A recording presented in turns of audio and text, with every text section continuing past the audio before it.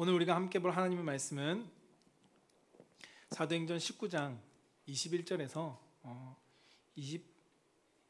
29절까지 말씀입니다. 41절까지 나와 있는데요. 41절까지 다 보진 않고요. 우리가 말씀을 보겠습니다.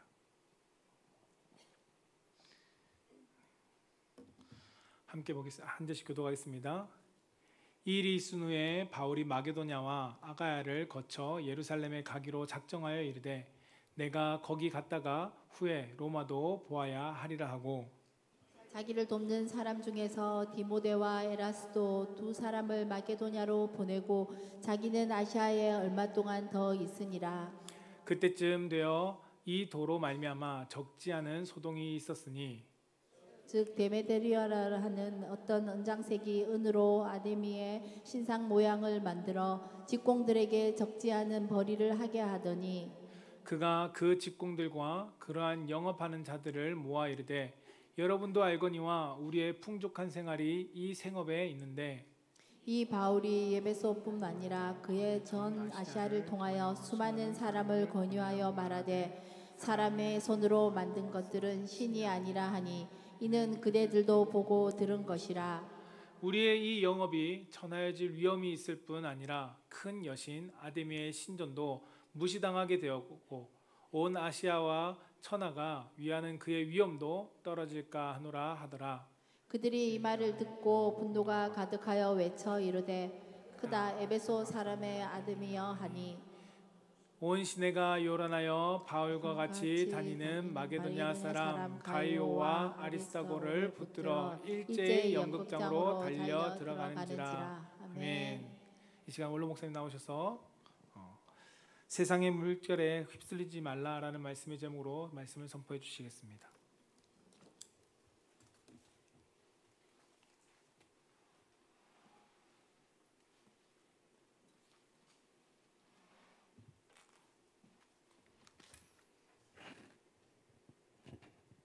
키의 부족은 할 수 없어요. 여러분 반갑습니다. 제가 양산에 살은 지가 28년이 넘는데 처음으로 어제 우리 아내와 항산 고운에 불꽃놀이를 한다고 해서 갔어요. 가니까 양산 사랑의 축제를 한다고 가니까 인순이가 막 노래를 부르고 하는데 저희들이 그 공연하는 데 가보니까 한 5분, 6분 서 있는데 도저히 저하고는 안 맞는 거예요. 분위기가 안 맞고 그래서 불꽃 좀 보고 싶어서 왔는데 너무 안 맞는 거예요. 사람들은 양산 시민이 다 한 것 같아요. 혹시 계신 분 아는 사람 있을지 모르겠어요. 너무너무 사람이 많고 그래서 저희들이 한쭉 가해 와가지고 텔레비전을 보고 또 한 5분 앉아있다. 그것도 마음에 안 맞는 거예요. 그래서 휴대폰을 검색을 하면서 제가 생각에 어제 불꽃놀이 했는 것 같다. 여보 갑시다. 불꽃놀이 안 하는가 봐. 7시 갔다가 제 생각에 한 7시 걸어가는 시간 이런 시간 빼고 나니까 7시 반 정도 되고 집에 왔어요. 집에 와서 가만히 있으니까 불꽃놀이를 풍풍 사는 소리가 나서 참네 그것도 한번 볼 기회가 없네. 제가 왜 이 이야기를 하는가 하면 그 문화가 저희들한테 너무 안 맞는 거예요. 어색하고. 그런데 또 세상 사람은 어떻게 사는가 싶어 가보니까 나하고는 너무 다른 거예요. 나는 예수 믿는 사람인데 예수 믿는 사람도 아닌 것 같고 세상 사람도 아닌 것 같고 참 어중충하다는 것을 실감을 했는데, 여러분 들에는 이런 가을 꽃들이 좀 향기를 토하고 너무 아름답게 사람들을 기쁘게 하고, 산에는 이제 단풍이 물들어가는 그런 아름다운 모습을 보면서 사람에게 기쁨을 주는데, 예수 믿는 나는 하나님 앞에서 어떤 모습인가? 기쁨을 주고 있는 모습인가? 아니면 세상 사람처럼 그렇게 살고 있는가 하는 것을 어제 저녁 밤에 공연장에 잠깐 한 30분 동안 있으면서 생각하게 했습니다. 한번 따라합시다. 하나님 사랑합니다. 나는 복받은 사람입니다. 나는 행복한 사람입니다. 여러분이 그런 사람인 줄 믿으시길 바랍니다. 오늘 우리는 말씀을 통해서 세상의 물결에 휩쓸리지 맙시다 라고 하는 제목으로 성령께서 우리에게 주신 음성을 같이 듣고자 합니다. 우리가 보한 사도행전 19장은 바울이 에베소에서 3년 동안 머물면서 복음에 관심을 가진 12명과 2년 동안 집중적으로 두란노라고 하는 그 서원에서 날마다 말씀을 강론합니다. 그랬더니 이곳에 살고 있는 많은 사람들이 하나님의 말씀을 듣게 되고 놀라운 일과 또 바울을 통해서 하나님의 능력이 나타납니다. 그러자 바울을 흉내내던 자들이 악귀에게 봉변을 당하는 일이 발생하게 되죠. 이 일로 말미암아 사람들이 하나님만이 참 신이구나 하고 알게 됩니다. 그리고 많은 사람이 복음을 영접하게 되었습니다. 바울은 이제가 에베소 사역을 마무리하고 예루살렘으로 돌아가야 되겠다고 작정합니다. 그런데 바울 마음속에 당시의 세계의 중심이던 로마에 가고 싶은 꿈이 생겼습니다.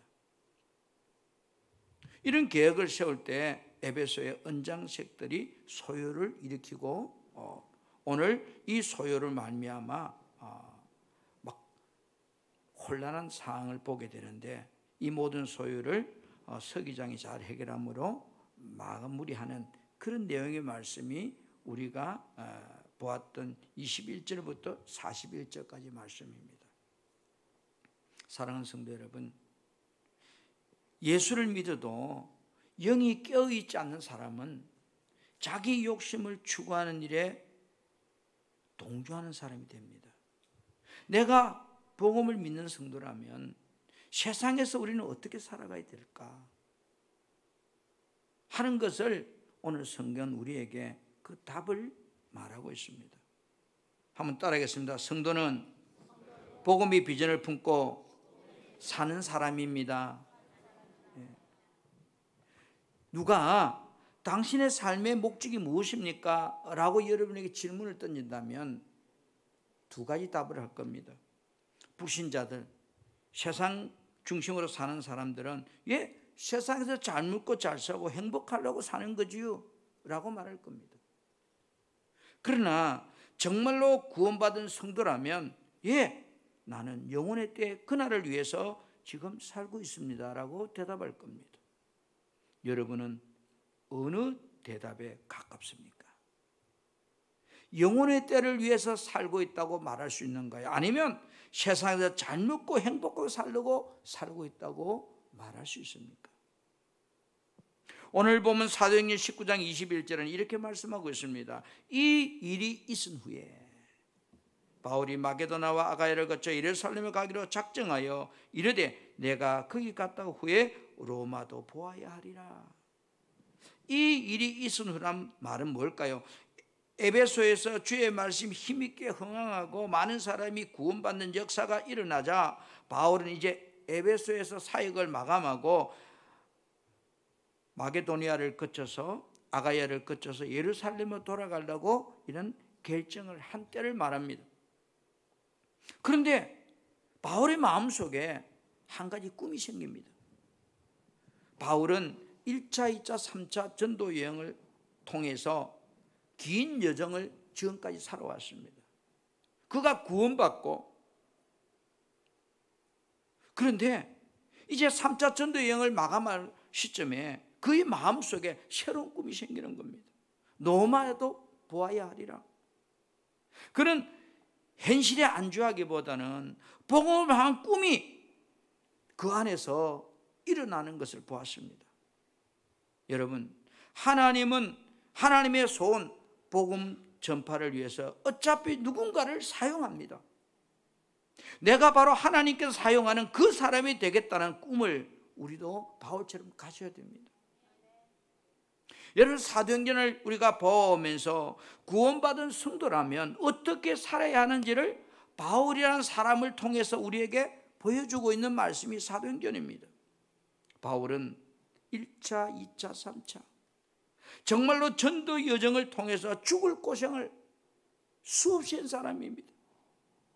이제는 복음 전하는 일을 잠시 멈출 수도 있잖아요.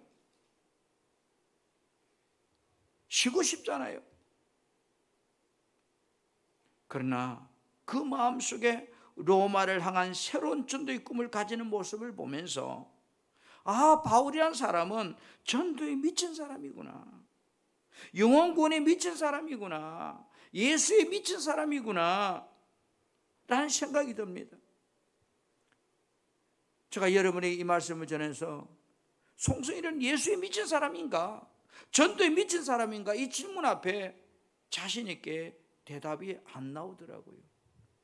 여러분 어떠세요? 여러분이 예수에 미친 사람인가요? 전도에 미친 사람인가요? 아니면 의무적으로 예배만 드리는 사람인가요? 바울의 삶을 보면서 믿음이 좋다는 말이 뭘까? 헌금 많이 하는 사람? 봉사 많이 하는 사람?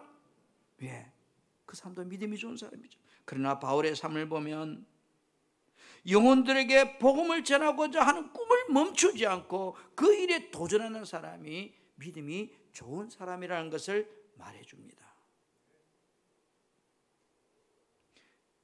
구원받은 성도의 최고의 비전은 뭘까요? 하나님의 소인 영혼 구원에 대한 더 큰 꿈을 가지고 사는 사람입니다.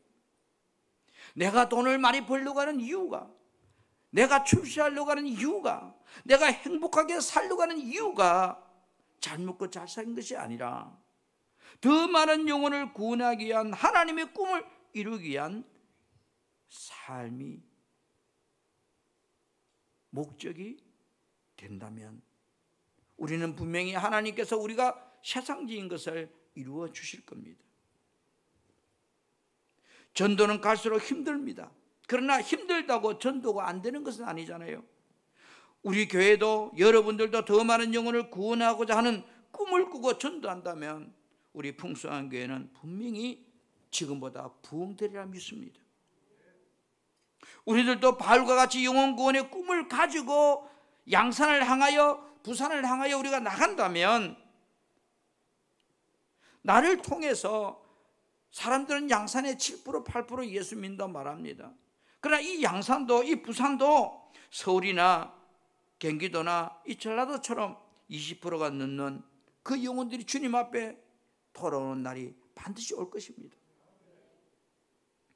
우리는 바울을 보면서 구원받은 사람의 특징이 뭘까?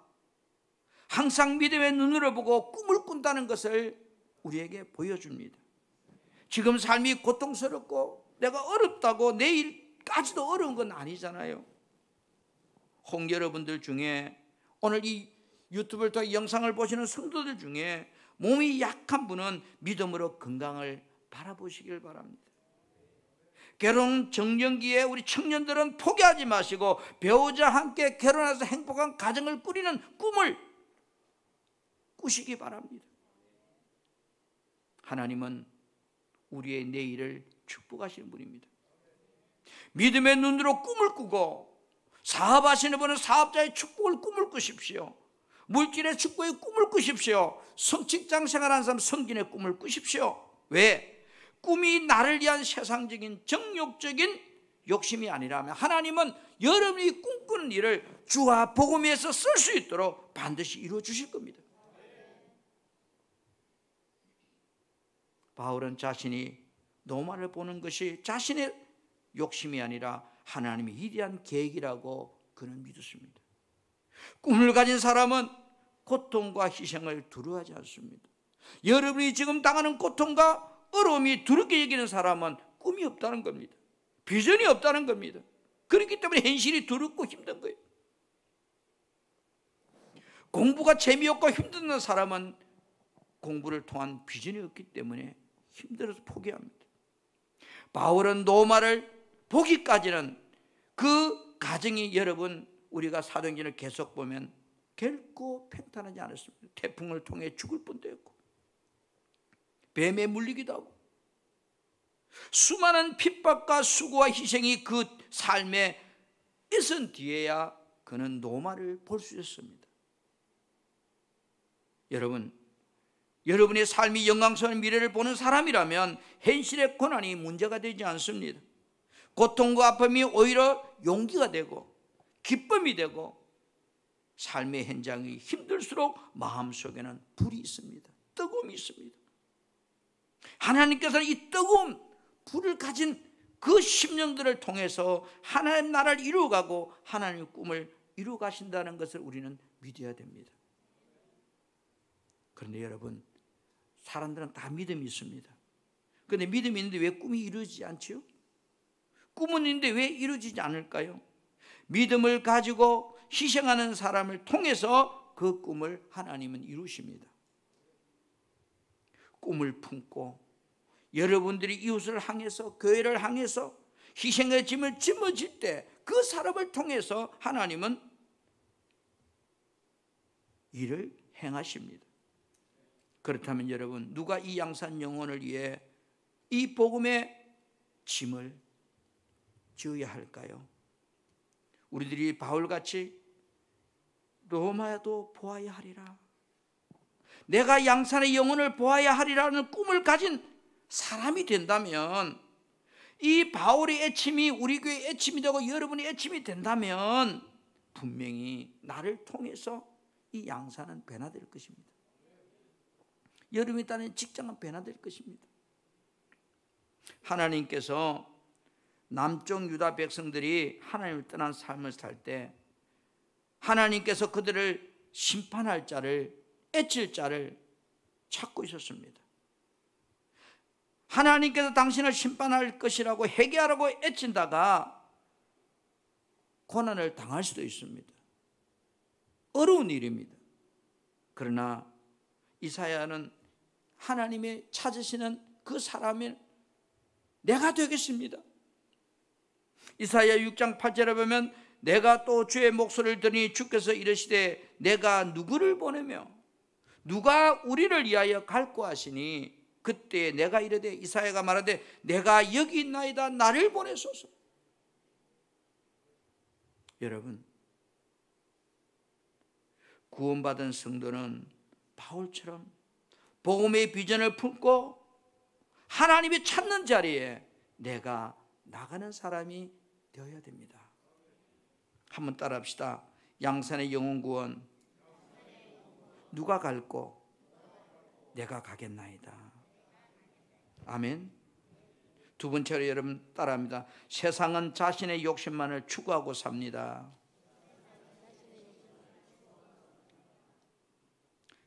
여러분, 우리들이 오늘 본 본문 사도행전 19장 25절부터 41절까지 말씀은 이런 겁니다. 에베소에 아뎀이라고 하는 신전이 있는데, 그 신전에 다시 말하면 아뎀이 신상을 만들어서 이렇게 뭐랄까요, 신상을 만드는 그 공장을 많은 사람을 채용해 공장을 차려놓고 그것을 만들어서 팔아서 돈을 많이 벌고 있는 데모드리오라는 사람이 있었어요. 그러나 바울이 에베소 아시아 지역의 사람들에게 사람이 손으로 만든 건 신이 아니다, 오직 하나님만이 참된 신이라고 외칩니다. 그러자 하나님 믿는 사람이 많아지면 자동적으로 뭐요? 우상을 사지 않게 될 것이고, 우상을 사지 않게 되면 자신들의 돈벌이는 시원찮고 그들의 삶은 궁핍해질 것입니다. 그래서 데모드리오라는 사람이 바울 이름을 올가매기 위해서 사람들을 동원해서 소동을 일으키게 됩니다. 그런데 제일 중요한 것은 이 소요에 수많은 사람이 모여왔습니다. 32절 말씀 같이 볼까요? 극장 안에서는 쉬운 말씀경으로 좀 부탁하겠습니다. 시작. 극장 안에서는 사람들이 소리를 지르는데 어떤 사람은 이렇게 다른 사람은 저렇게 외쳐대는 바람에 극장 안은 완전히 난장판이 되고 말았습니다. 심지어 자기들이 그곳에 왜 모였는지조차 모르는 사람들도 많았습니다. 아멘. 심지어 자기들이 그곳에 왜 모인조차 모르는 사람들이 많았습니다. 대부분의 사람들은 왜 자기가 여기 있는지를 몰랐다는 겁니다. 마귀는 욕심이라는 통로를 통해서 사람들을 이렇게 혼미케 만듭니다. 사람들이 정욕적인 욕심에 빠지면 이유도 모른 채 동조하고 소리칩니다. 제가 어제 항상공원에 가보니까 하여튼 발디딜 틈이 없이 인수위가 나와서 부리니까 막 난리 법석이더라고. 나는 아무 재미가 없고 여보 가자. 아멘. 무엇을 하는지도 모르고 나같이 간 사람도 있을 거예요. 오늘 여기도 마찬가지예요. 왜 자기들이 이게 와서 소리치는지도 모르고 동참하는 사람들이 있다. 다수의 물결에 따라 생각 없이 움직이는 사람들을 볼 수 있습니다. 우리가 살고 있는 이 사회는 다수결의 원칙을 추구하는 민주주의 사회라고 말합니다. 그러다 보니 절대적인 원칙이나 진리보다도 다수의 의견이 모든 것을 좌우 결정하는 그런 시대입니다. 우리나라 국회를 보세요. 다수의 숫자가 자기들 마음대로 통치하는 나라. 그게 민주주의입니다. 옳고 그름이 아닙니다. 다수의 힘이 지배하는 세상. 그러다 보니 다수가 결정하면 그것이 법이요 진리가 되어버린 사회가 민주주의입니다. 여러분, 다수 결정이 틀렸다는 거 아니에요. 하지만 다수의 결정이라 무조건 따라가면 이용당하면 맙니다. 우리나라 속담에요, 걸음지고 장에 간다는 말이 있더라고요. 이게 무슨 말인가 보니까 친구가 장에 가니까 자기도 영문도 모른 채 걸음을 짊어지고 따라갔다는 것을 풍자하는 말입니다. 오늘 수많은 사람이 자신이 왜 사는지, 무엇을 위해 사는지, 왜 지금 여기 있는지를 모르고 살아간다는 겁니다. 많은 사람들이 그렇게 하니까 괜찮겠지 라고 하는 아니라는 생각으로 세상의 타락한 문화에 동조하고 휩쓸리고 살아가는 것이 오늘 우리 세대의 모습들입니다. 사람들은 데메드리오라 하는 어떤 은장색이 자신의 이익을 추구하는 일에, 선동하는 일에 이성을 잃고 이유도 모른 채 동조함에 끌려가는 모습을 보면서 성경은 우리에게 이렇게 어떻게 살아야 되는지를 말하고 있습니다. 성경 좀 띄워주세요. 출애굽기 23장 2절입니다. 이렇게 말합니다. 다수를 따라 악을 행하지 말라. 많은 사람이 그렇게 한다고 너도 그렇게 하지 말라. 그런 말입니다. 다수를 따라 부동한 정을 하지 말라. 많은 사람들이 이렇게 정을 해 너도 그렇게 힘쓰지 말라는 겁니다. 골로새 2장 8절에는 이렇게 말씀하고 있습니다. 헛된 말과 거짓 철학에 쏘가 잘못된 길로 가지 않도록 주의하라고 말합니다. 여러분, 로마서 12장 2절에는 뭐라고 말씀하고 있는가 하면 너희는 이 세대를 본받지 말라는 겁니다. 세상 사람들처럼 사고하고 그렇게 살려고 하지 말라는 겁니다. 항상 마음을 새롭게 해서 하나님이 선하시고 기뻐하시고 온전한 뜻이 무엇인지 분별하도록 그렇게 살라는 겁니다. 아멘. 주님은 우리의 삶을 이렇게 말합니다. 마태복음 7장 13절에 좁은 문으로 들어가는 삶을 살라고. 세상의 넓은 길로 가는 사람은 너무 많다는 겁니다. 이 말을 바꾸면 구원받은 성도의 삶이란 좁은 문으로 들어가는 삶이라는 거예요. 즉 구별된 삶을 살라는 겁니다. 거룩한 삶을 살라는 겁니다. 예수 믿는 성도라도 내 영이 깨어있지 않으면 교회에서나 직장에서나 사회 속에서 순식간에 욕심에 끌려서 따라가서 죄짓는 길에 동참한다는 겁니다. 사람이 영적인 힘을 잃어버리면 무엇이 옳은지 무엇이 그른지 구분이 안 되기 때문에 동조하고 쉽게 끌려가는 삶을 살게 되는 것을 말합니다. 예수 믿는 사람은 많은 사람이 선택한다고 옳을 것이라는 생각을 버리라는 겁니다. 옳은 것은 진리만 옳은 것이요 예수만 옳은 것입니다. 세상의 문화는 변화되고 세상의 문화는 사람에 의해서 변색됩니다.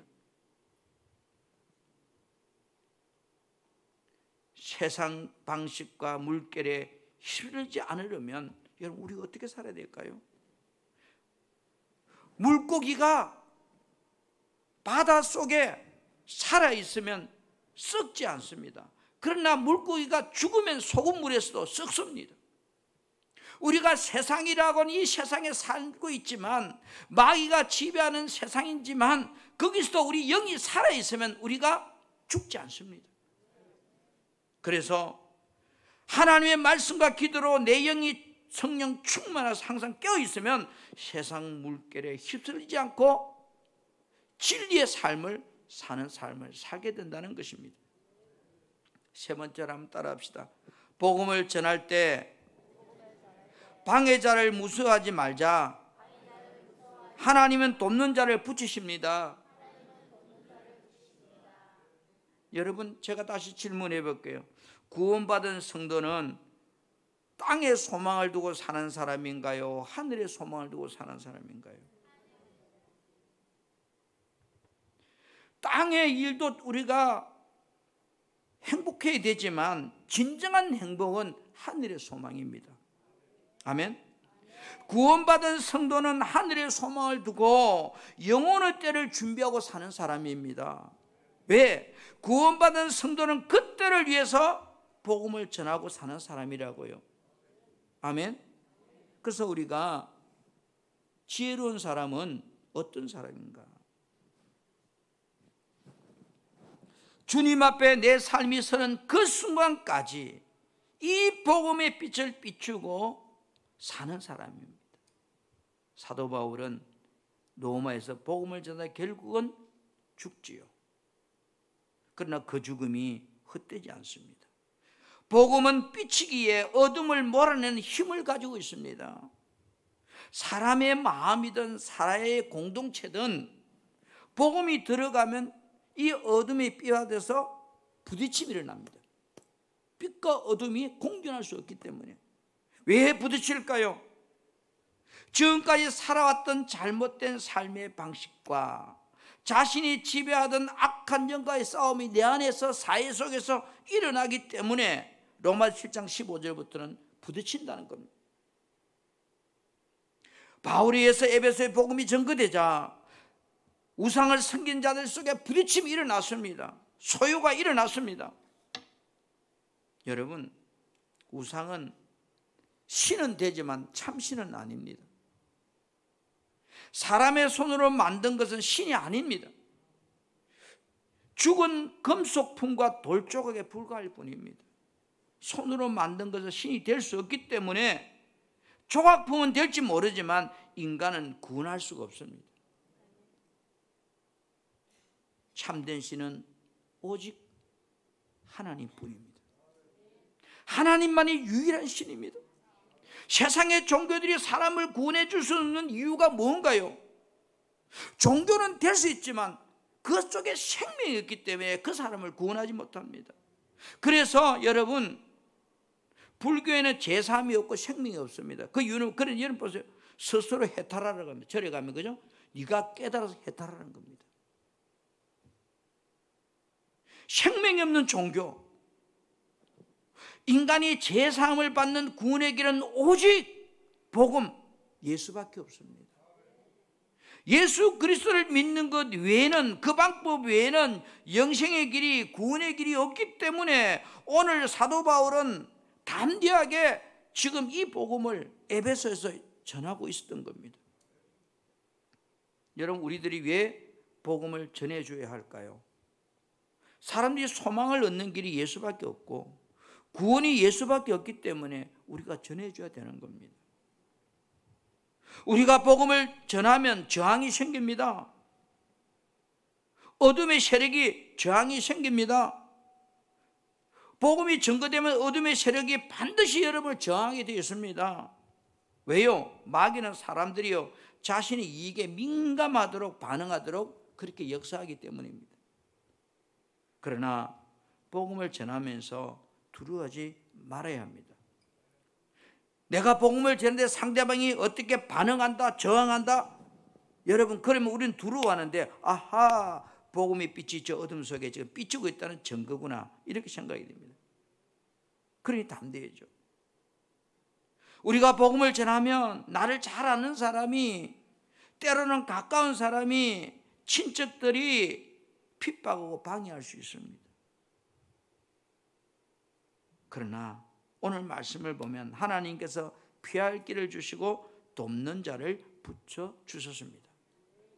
오늘 보면 35절부터 39절 말씀 읽지는 않았지만 에베소시의 서기관이 나와서 군중을 진정시킵니다. 군중들은 서기관 말을 듣고 해산되고 소요사태는 다 끝이 납니다. 그리고 40절 41절에 보면 그렇게 말합니다. 이에 그 모임은 흩어지게 하니라. 여러분, 서기장이라는 직분은 에베소 시위에 선출된 최고의 행정관리입니다. 지금 말하면 양산을 치면 시장도 될 수 있고 시위의 의장도 될 수 있겠죠. 그러나 이 서기장은 예수를 믿는 사람이 아니었습니다. 그러나 하나님께서 복음 전파를 위해 돕는 자가 되도록 서기장 마음을 주장하셨다는 겁니다. 이처럼 하나님은 우리가 복음을 전하려고 하면 두려움도 있지만 돕는 자를 우리에게 붙여주십니다. 여러분, 내가 구원받은 성도가 맞다면, 내가 죽어서 천국 간다는 사실을 믿는다면 바울처럼 복음 전하는 일을 우리는 멈춰서는 안 됩니다.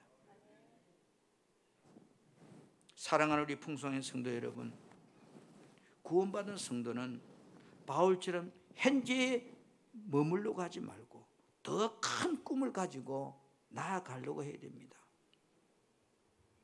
불신자들도 보세요. 세상에서 조그마한 하나 성공하기 위해서 꿈을 갖고 그 꿈을 이루기 위해서 새벽부터 몸부림치고 수고하고 살지 않습니까? 구원받은 성도는 땅의 소망이 아니고 부활의 때를 위해서, 영혼의 때를 위해서 준비하고 사는 사람이 구원받은 성도입니다. 내가 성도가 맞습니까? 내가 구원받은 것이 확실합니까? 그러면 우리는 세상의 물결에 휩쓸린 사람이 되면 안 됩니다. 구원받은 성도는 영원한 천국을 바라보는 사람입니다. 천국이 보여야 됩니다. 그 날이 보여야 됩니다.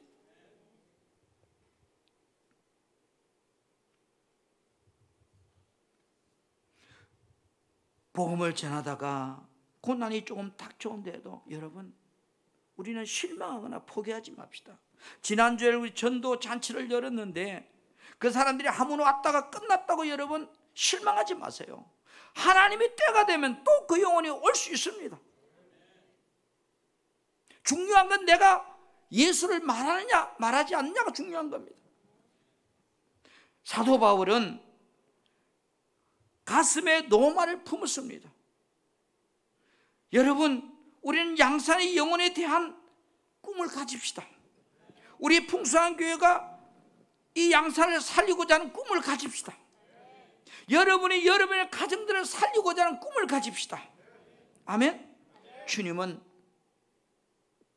나를 통해서 일하시기를 원하십니다. 마태복음 28장 19절부터 20절에 이렇게 말합니다. 말씀을 정리합니다. 너희는 가서 모든 족속으로 제자를 삼으라고 말합니다. 가라는 겁니다. 모든 민족을 제자로 삼으라는 겁니다. 그런 사람에게 내가 뭐라고 합니까? 세상 끝날까지 너와 항상 있겠다고. 아멘. 하나님이 여러분과 함께하는 그 인생을 살 수 있는, 세상의 물결에 휩쓸리는 사람이 아니라 주님 손에 붙들려 사는 우리의 삶을 살아갈 수 있기를 주님의 이름으로 축복하고 부탁합니다.